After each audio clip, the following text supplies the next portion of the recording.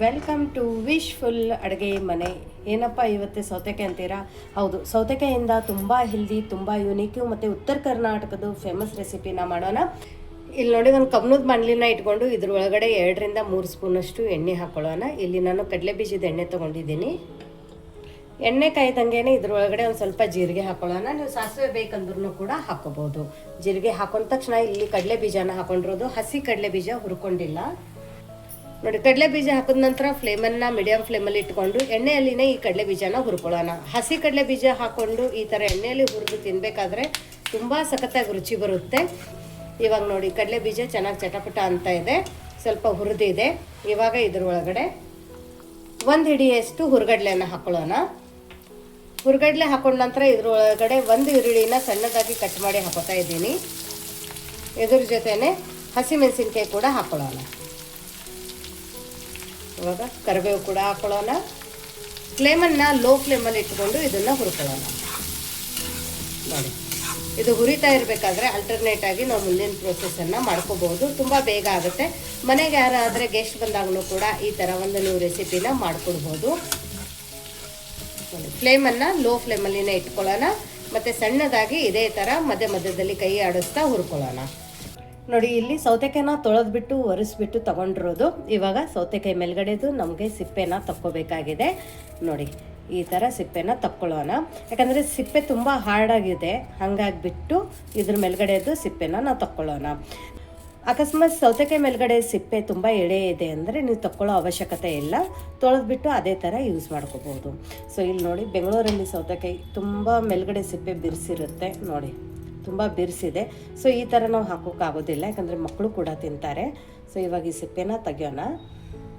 ಇವಾಗ ಸೌತೆಕಾಯಿದು ಮುಂದೆ ಭಾಗ ಮತ್ತು ಹಿಂದ್ಗಡೆ ಭಾಗನ ಕಟ್ ಮಾಡ್ಕೊಳ್ಳೋಣ. ಇಲ್ಲಿ ತುರಿಯೋ ಮಣೆ ತೊಗೊಂಡಿದ್ದೀನಿ. ಈ ಥರ ದಪ್ಪ ತುರಿಯೋ ಮಣೆ ಇರುತ್ತಲ್ಲ, ಅದನ್ನೇ ತಗೊಳ್ಳಿ. ನೋಡಿ, ಈ ಥರ ತುರ್ಕೊಳ್ಳೋಣ. ಅಲ್ಲಿ ಈರುಳ್ಳಿ ಬೇಯೋ ತನಕ ಇಲ್ಲಿ ನಾವು ಸೌತೆಕಾಯಿನ ತುರ್ಕೋಬೇಕು. ಇನ್ನೂ ಯಾರು ನೀವು ನಮ್ಮದು ವಾಟ್ಸಪ್ ಗ್ರೂಪನ್ನು ಜಾಯಿನ್ ಆಗಿಲ್ಲ ಅಂದರೆ ವಿಶ್ಫುಲ್ ಅಡುಗೆ ಮನೆ ವಾಟ್ಸಪ್ ಗ್ರೂಪ್ ಲಿಂಕನ್ನು ನಾನು ಡಿಸ್ಕ್ರಿಪ್ಷನ್ ಬಾಕ್ಸಲ್ಲಿ ಕೊಟ್ಟಿದ್ದೀನಿ. ಆ ಲಿಂಕ್ ಮೇಲೆ ಕ್ಲಿಕ್ ಮಾಡಿದರೆ ಸಾಕು, ನೀವು ನಮ್ಮ ಜೊತೆ ಕನೆಕ್ಟ್ ಆಗ್ತೀರಾ. ನಿಮ್ಗೇನೇ ಕ್ವರೀಸ್ ಆಗಿರ್ಬೋದು, ಡೌಟ್ಸ್ ಆಗಿರ್ಬೋದು, ಅಲ್ಲಿ ನೀವು ನಮ್ಮ ಜೊತೆ ಕಮ್ಯುನಿಕೇಟ್ ಮಾಡ್ಬೋದು. ಸೊ ಉತ್ತರ ಕರ್ನಾಟಕ ಸೈಡವರು ಯಾರಾದರೂ ನಮ್ಮ ವಿಡಿಯೋನ ನೋಡ್ತಾ ಇದ್ದರೆ ಕಮೆಂಟ್ ಹಾಕೋದನ್ನು ಮರಿಬೇಡಿ. ಮತ್ತು ಉತ್ತರ ಕರ್ನಾಟಕ ಸೈಡಲ್ಲಿ ಸೌತೆಕಾಯಿ ತುಂಬ ಎಳೆದು ಮತ್ತು ತುಂಬ ಚೆನ್ನಾಗಿ ಸಿಗುತ್ತೆ. ಸೊ ಆ ಸೌತೆಕಾಯಿ ಇದ್ದರೆ ಮೇಲ್ಗಡೆ ಸಿಪ್ಪೆ ತಕ್ಕೊಳ್ಳೋ ಅವಶ್ಯಕತೆ ಇಲ್ಲ. ತೊಳೆದ್ಬಿಟ್ಟು ಒರೆಸ್ಬಿಟ್ಟು ಇದೇ ಥರ ತುರ್ಕೋಬೋದು. ಇವಾಗ ನೋಡಿ, ಎಷ್ಟು ಚೆನ್ನಾಗಿ ನಮ್ಮದು ಸೌತೆಕಾಯಿ ತುರಿ ರೆಡಿಯಾಗಿದೆ. ಇಲ್ಲಿ ನೋಡಿ, ಸ್ವಲ್ಪ ದಪ್ಪನೇ ಇರಬೇಕು. ಇವಾಗ ಇದ್ರ ಒಳಗಡೆ ತುಂಬ ನೀರಿರುತ್ತೆ. ಸೊ ಹಾಗಾಗಿ ಇದ್ರ ಒಳಗಡೆ ನೀರನ್ನು ಒಂದು ಸ್ವಲ್ಪ ನಾವು ಹಿಂಡ್ಕೊಳ್ಳೋಣ. ತುಂಬ ಜಾಸ್ತಿ ಬೇಡ, ಸುಮ್ಮನೆ ಲೈಟ್ ಕೈಯಿಂದ ಹಿಂಡ್ಕೊಳ್ಳೋಣ.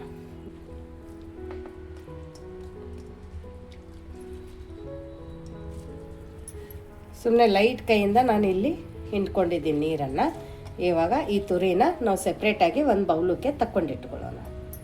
ನೋಡಿ, ಈ ತುರಿದಿರೋ ಸೌತೆಕಾಯಿನ ನಾವು ಪಕ್ಕಕ್ಕೆ ಇಡೋಣ. ಪಕ್ಕಕ್ಕೆ ಎತ್ತಿಬಿಟ್ಟು ನೆಕ್ಸ್ಟ್ ಇವಾಗ ಇಲ್ಲಿ ಒಂದು ಜಡಿ ಮತ್ತು ತೆಳಗಡೆ ಒಂದು ಬೌಲನ್ನು ತೊಗೊಂಡಿದ್ದೀನಿ. ನೋಡಿ, ಈ ಥರ.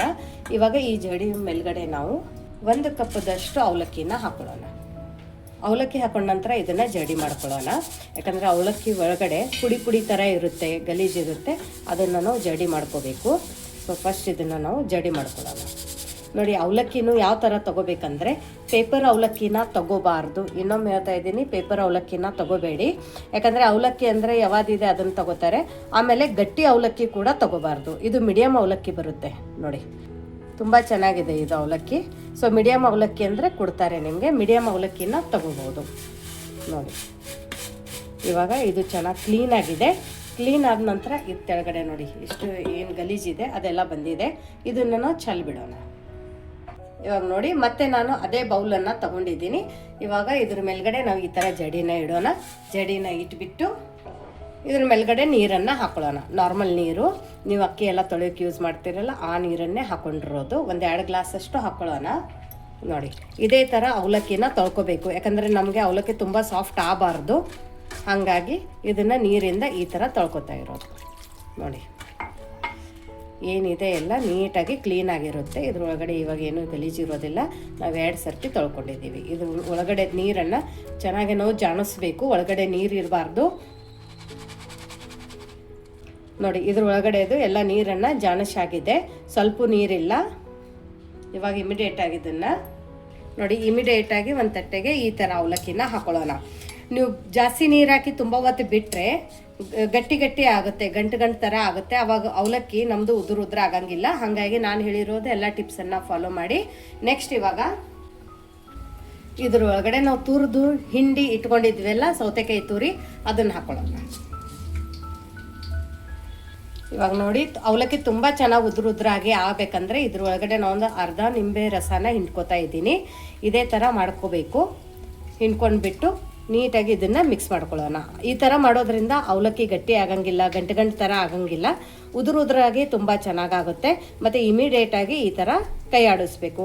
ಇವಾಗ ನಾ ಏನು ಅವಲಕ್ಕಿ ಸೌತೆಕಾಯಿ ಹೆರ್ಚೋದು, ಅವಲಕ್ಕಿ ನೆನೆಸೋದು ಈ ಪ್ರೊಸೆಸ್ ಇದೆಯಲ್ಲ, ಇದು ಪ್ರೊಸೆಸ್ ತುಂಬ ಫಾಸ್ಟಾಗಿ ಮಾಡ್ಕೋಬೇಕು. ಇಲ್ಲಾಂದರೆ ಅವಲಕ್ಕಿ ತುಂಬ ಜಾಸ್ತಿ ನೆಂದುಬಿಡುತ್ತೆ, ಅವಾಗ ಗಂಟಾಗುತ್ತೆ, ಮುರಿಯೋ ಚಾನ್ಸಸ್ ಇರುತ್ತೆ. ಹಾಗಾಗಿಬಿಟ್ಟು ಇದನ್ನು ನಾವು ಈ ಥರ ಮಾಡ್ಕೋಬೇಕು. ನೋಡಿ ಪರ್ಫೆಕ್ಟಾಗಿ ಇದೆ. ಈರುಳ್ಳಿ ಬೇಯೋಷ್ಟರಲ್ಲಿನೇ ನಮ್ದು ಇಷ್ಟೆಲ್ಲ ಆಗಿರುತ್ತೆ ಮಾಡಿ.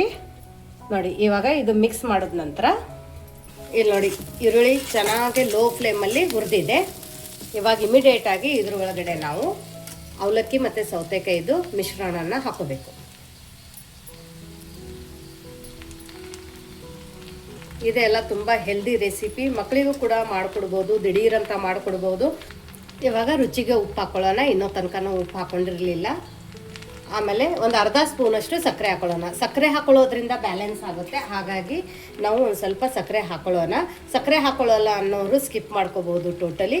ಬಟ್ ಸ್ವಲ್ಪ ಹುಳಿ ರುಚಿ ತುಂಬ ಚೆನ್ನಾಗಿ ಫ್ಲೇವರ್ ಕೊಡುತ್ತೆ. ಅದಕ್ಕೋಸ್ಕರ ನಾವಿಲ್ಲಿ ಸಕ್ಕರೆನ ಹಾಕೋಬೇಕು.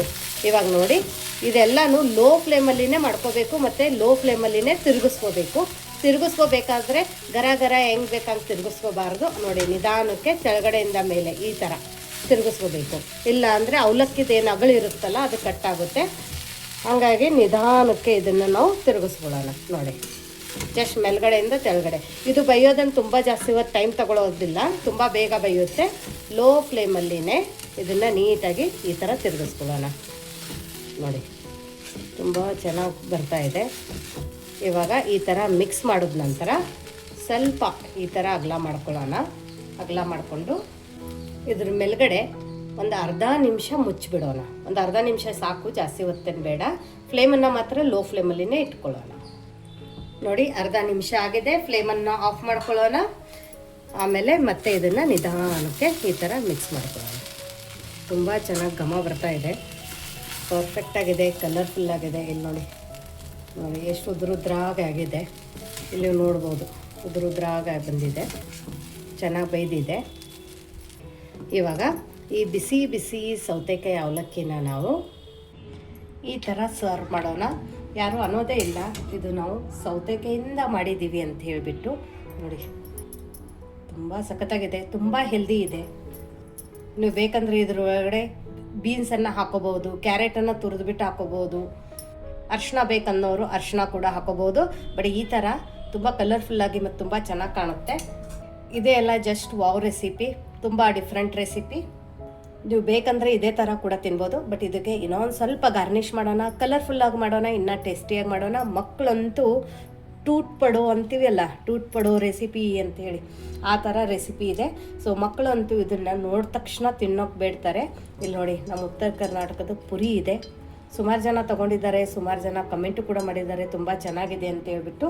ಸೊ ನೋಡಿ ಇಲ್ಲಿ ಚುರುಮುರಿ ಚೂಡ ಒಂದು ಸ್ವಲ್ಪ ಹಾಕೊಂಡಿರೋದು, ಆಮೇಲೆ ಒಂದು ಸ್ವಲ್ಪ ಶೇವಿಂದ ಕೂಡ ಸ್ವಲ್ಪ ಗಾರ್ನಿಷ್ ಮಾಡೋಣ. ನೋಡಿ ವಾವ್. ಸ್ವಲ್ಪ ಮೇಲ್ಗಡೆಯಿಂದ ಕೊತ್ತಂಬರಿ ಸೊಪ್ಪನ್ನು ಹಾಕ್ಕೊಳ್ಳೋಣ. ಆಮೇಲೆ ಬೇಕಂದವರಿಗೆ ಲೆಮನ್, ಆಲ್ರೆಡಿ ಲೆಮನ್ ಹಾಕ್ಕೊಂಡಿದ್ದೀವಿ, ಹಾಗಾಗಿ ನಾನು ಹಿಂಡಿಲ್ಲ. ಬೇಕಂದವರು ಹುಳಿ ಜಾಸ್ತಿ ಇಷ್ಟಪಡೋರು ಹಾಕೋಬೋದು. ಈ ರೆಸಿಪಿ ನೋಡಿದ ತಕ್ಷಣ ಬಾಯಲ್ಲಿ ನೀರು ಬರ್ತಾ ಇದ್ದರೆ ದಿಢೀರಂತ ಮಾಡ್ಕೊತೀನಿ ಅಂಥ ರೆಸಿಪಿ ಅಂತ ಅನ್ಬೋದು. ದಿಢೀರಂತ ಮಾಡ್ಕೊತೀನಿ, ನಾನು ಟೇಸ್ಟ್ ಮಾಡಿ ಹೇಳ್ತೀನಿ. ವಾವ್, ಹೆಂಗೆ ಹೇಳೋದು ಅಂತ ಅರ್ಥ ಆಗ್ತಾ ಇಲ್ಲ, ಅಷ್ಟು ಚೆನ್ನಾಗಾಗಿದೆ ಇದು. ನೋಡಿ ಎಷ್ಟು ಉದ್ರಾಗಿ ಎಷ್ಟು ಚೆನ್ನಾಗಾಗಿದೆ ನೋಡಿ ಅವಲಕ್ಕಿ. ನೋಡಿ ಪರ್ಫೆಕ್ಟ್. ಮಧ್ಯದಲ್ಲಿ ಕಡಲೆ ಬೀಜ, ಈ ಶೇವು, ಆಮೇಲೆ ಇದು ನಮ್ಮ ಉತ್ತರ ಕರ್ನಾಟಕದ್ದು ಪುರಿ. Best combination. ನನಗಂತೂ ಹುಳು ಪರ್ಫೆಕ್ಟ್ ಆಗಿದೆ. ಹುಳಿ ಜಾಸ್ತಿ ಬೇಕಂದವರು ಹಿಂಡ್ಕೊಂಡು ತಿನ್ಕೋಬೋದು. ಬೆಸ್ಟ್ ಅಂದರೆ ಬೆಸ್ಟ್ ರೆಸಿಪಿ. ಈ ರೆಸಿಪಿನ ಮಾಡ್ಕೊಂಡು ತಿನ್ನೋದನ್ನು ಮಿಸ್ ಮಾಡಬೇಡಿ. ಡೆಫಿನೆಟಾಗಿ ಮಾಡ್ಕೊಂಡು ತಿನ್ನಿ, ಮಕ್ಕಳಿಗೂ ಮಾಡಿಕೊಡಿ. ಸೊ ನಿಮಗೆ ಈ ರೆಸಿಪಿ ಹೇಗೆ ಅನ್ನಿಸ್ತು ಅಂತ ಕಮೆಂಟ್ ಮೂಲಕ ತಿಳಿಸೋದನ್ನು ಮರಿಬೇಡಿ. ಮತ್ತೆ ಸಿಗೋಣ ನಾವು ಇದೇ ಥರ ಹೊಸ ಹೊಸ ರೆಸಿಪಿ ಜೊತೆ, ಹೊಸ ಹೊಸ ಉತ್ತರ ಕರ್ನಾಟಕದ ಅಡುಗೆಗಳ ಜೊತೆ ನಮ್ಮ ವಿಶ್ ಫುಲ್ ಅಡುಗೆ ಮನೆಯಲ್ಲಿ. ಇನ್ನೂ ಯಾರು ನೀವು ನಮ್ಮ ಚಾನಲ್ನ ಸಬ್ಸ್ಕ್ರೈಬ್ ಮಾಡಿಲ್ಲ ಅಂದರೆ ಸಬ್ಸ್ಕ್ರೈಬ್ ಮಾಡೋದನ್ನು ಮರಿಬೇಡಿ. ಲೈಕ್ ಮಾಡಿಲ್ಲ ಅಂದರೆ ಲೈಕ್ ಮಾಡಿ, ನಿಮ್ಮ ಫ್ಯಾಮಿಲಿ ಮತ್ತು ಫ್ರೆಂಡ್ಸ್ಗೆ ಶೇರ್ ಮಾಡೋದನ್ನು ಕೂಡ ಮರಿಬೇಡಿ. ಮತ್ತೆ ಸಿಗೋಣ ಇದೇ ಚಾನಲಲ್ಲಿ ವಿಶ್ ಫುಲ್ ಅಡುಗೆ ಮನೆಯಲ್ಲಿ. Thank you.